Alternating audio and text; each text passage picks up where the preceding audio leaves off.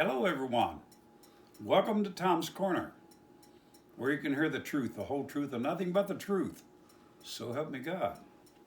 Topic lesson here today is something that a lot of scholars and ministers kind of don't want to touch. If they do, I haven't heard very much about it.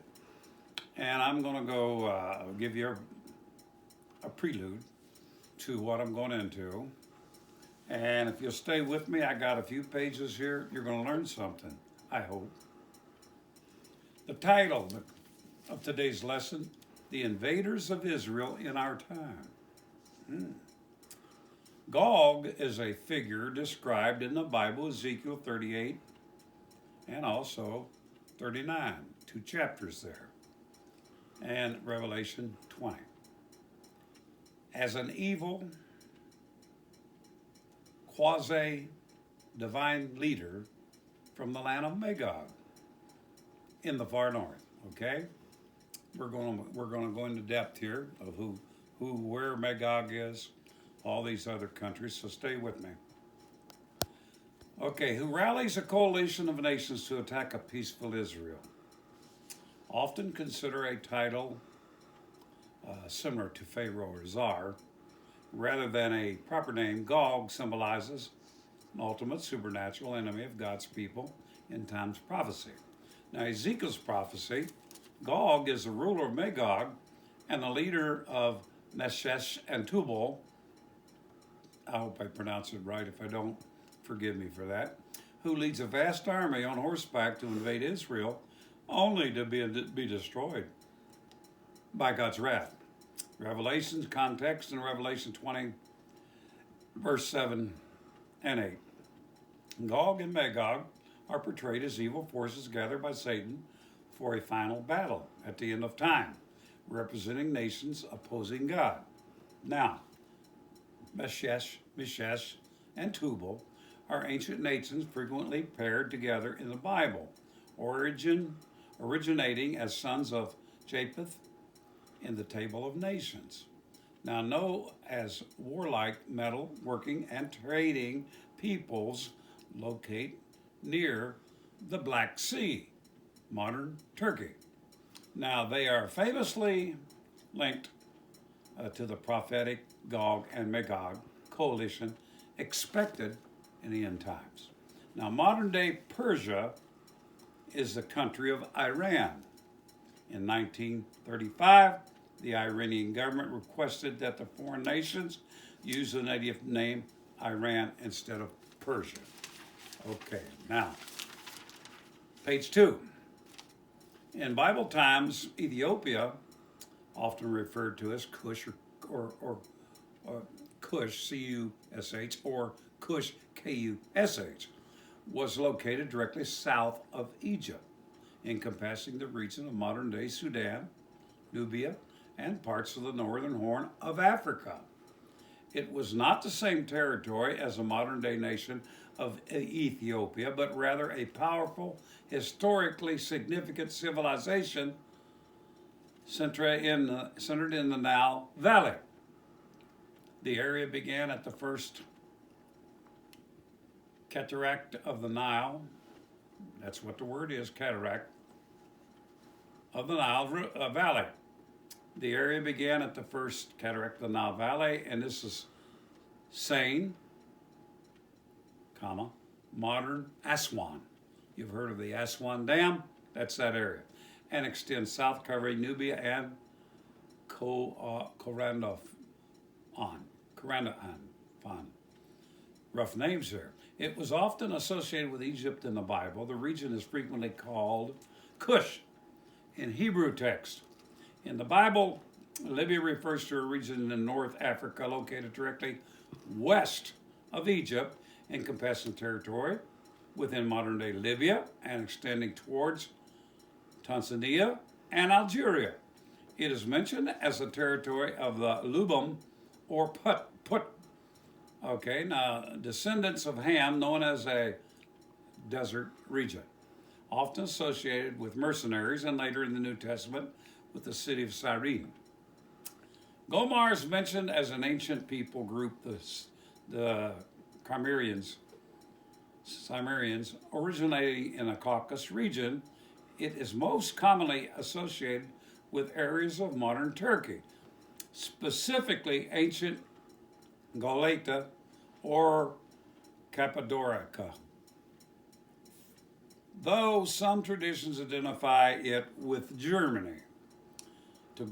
Togama in the Bible is a nation and genealogy figure associated with the Armenian highlands and eastern Anothia and get this right, Anathio, linked historically with the region of Armenia and eastern Turkey.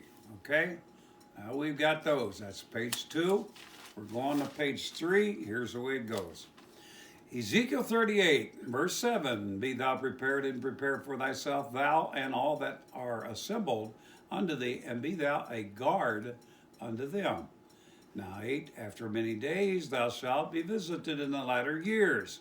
Thou shalt come into the land that is brought back from the sword, and is gathered out of many peoples against the mountains of Israel, which have been always waste. But it is brought forth out of the nations, and they shall dwell safely, all of them. We're speaking about Israel becoming a nation, and this is referring to the desert areas and things that were in there. And if you understand something about Israel, Israel actually began to bloom because they had figured out a way of taking salt water and refining it and getting pure drinking water. Also, they had watered their plants and everything, and the deserts began to bloom. Now 14, therefore, son of man, prophesy and say unto Gog, thus saith the Lord God, in that day, when my people of Israel dwell safely, shalt thou not know it? They know it, and they are going to attack Israel and in our time. 15, and thou shalt come from thy place out of the north parts, listen carefully, thou and man and many people with thee, all of them riding upon horses, a great company and a mighty army. Now, I want you to think on this. This is my addition to this, and I was thinking about this. In the time that this was written in Ezekiel, thousands of years ago, this is it. Think on this. Where it says, riding upon horses, a great company and a mighty army. In verse 8, it talks about the great army coming through Israel's wastelands. Now listen to this. Think about it. There's no way to feed all those horses that they're talking about through Israel's wastelands when they're driving forth to conquer Israel. Now I want you to think on this. And today we rely on what? Guess this. On horsepower. I know it may not, it's kind of a sidebar that I'm thinking about, but you notice it spoke about horses coming in. Well, now, our automobiles today are classified driving under so much horsepower. You see what I'm talking about? Could it be that because back then in the vision or in the description, they could only describe the horses because there was nothing that was motivated under its own wheels by gasoline. And then here is a reference that I'm bringing to you. They came in on horsepower, trucks and cars to drive a mighty army forward. And this does give you something to think about. I'd like to know your opinion on it. 18 rather. And it shall come to pass at the same time when Gog shall come against the land of Israel, saith the Lord God, that my fury shall come up in my face. In other words, it's going to make God very angry with what they're doing. They're coming to attack. We're not talking about one country. We're talking about all of them coming around. They're basically Muslims. Okay, 19. For my jealousy in the fire, now listen carefully to what I'm saying, for in my jealousy in the fire of my wrath, have I spoken. Surely in that day there shall be what? A great shaking in the land of Israel. Okay, somehow, some way, there's going to be fire raining down from heaven, God's heaven. I just wondered if it's not going to be nuclear, because it said in the shaking of the land of Israel. A great shaking. There could be nuclear. And I'll talk about that in a minute. 22, and I will plead against him with pestilence and with blood. Pestilence and blood. That's what's going to be happening to these people that he is destroying, essentially, or attacking by fire or nuclear. And I will rain upon them. Now, you got to understand something. Fallout from a nuclear blast is like rain. It will come down and it will, what will it do? Okay, it's a pestilence. It will cause sores on your body. You know that by looking at what happened to Nagasaki, Hiroshima. And you'll find out people had blisters and they had sores and pestilence, and also it affected their blood, which killed them. And I will rain upon him and upon his bands and upon many people that are with him, and overflowing rain, and great hailstones, fire and brimstone. I believe that sometimes when you're involving with nuclear power, there's a lot of crazy things happen in our what we call our weather system.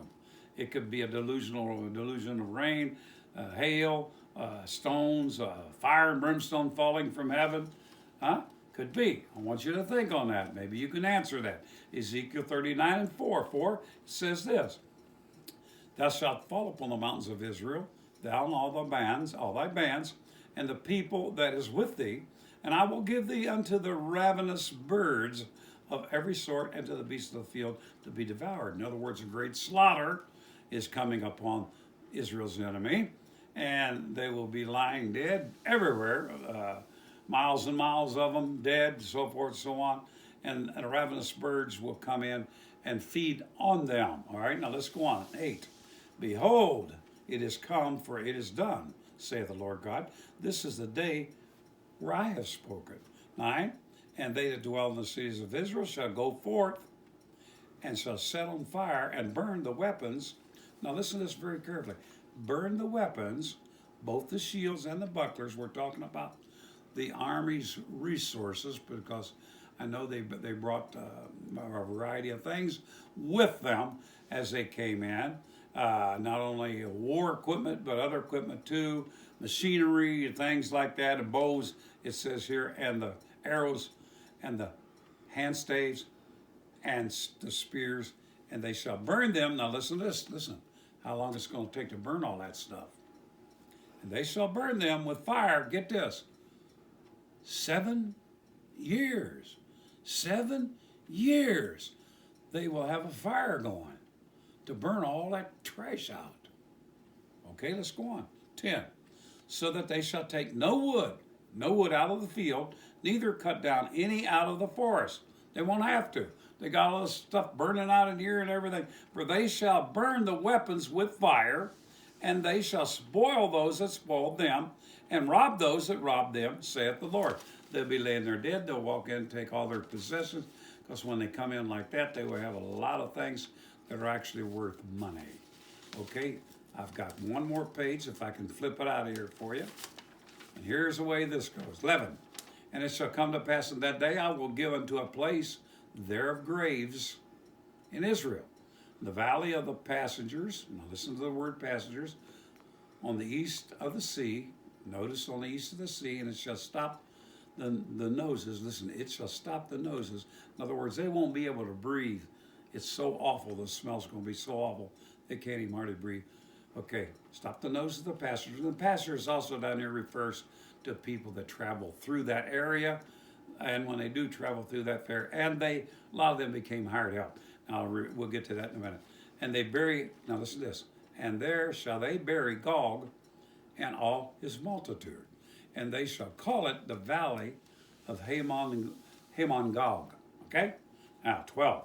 And 7 months shall the house of Israel, listen to this part. For 7 months shall the house of Israel be burying of them, that they may cleanse the land. They've got to eradicate that, because we're talking about from human beings laying dead and dissolving away, and animals ripping, and all this thing, and all the things that happen, those that kind of lived a little longer laying there. And it's just an awful mess, awful mess. 14. And they shall sever out men of continual employment. In other words, they're going to hire people continuously hiring people This is what they're going to do. Passing through the land to bury with the passengers those that remain upon the face of the earth, to cleanse it.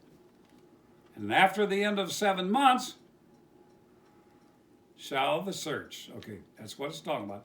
After 7 months, they basically, they've cleansed it. And in 15 it says, and the passengers that pass through the land, when any seeth a man's bone, then shall he set up a sign by it. And the buriers have buried it in the valley of Hamon-Gog. All right, a little bit more. 16. And also the name of the city shall be Hamoniah. Thus shall they cleanse the land. Now listen to this. The location, this is what you want to know. The location is in the valley of Hamon-Gog, near, now listen carefully, near the Dead Sea, okay? Which is likely east of the Dead Sea in modern day Jordan. Now you know where it's at. And this isn't a mountainous region, desert region, okay? Timing. Many believe this battle occurs before the second coming, which is referred to as Armageddon, while others distinguish it from the battle of Gog and Magog in Revelation 20, verse 7 through 9, which occurs after the millennium, which is referred to as 1,000 years when the last battle actually takes place. And again, they will be coming from the same areas and try to destroy Israel. And that's when Satan is totally involved in it too. It is the last battle, the last battle. Okay, I hope you understand some of that. God bless. I'll see you in the next trip.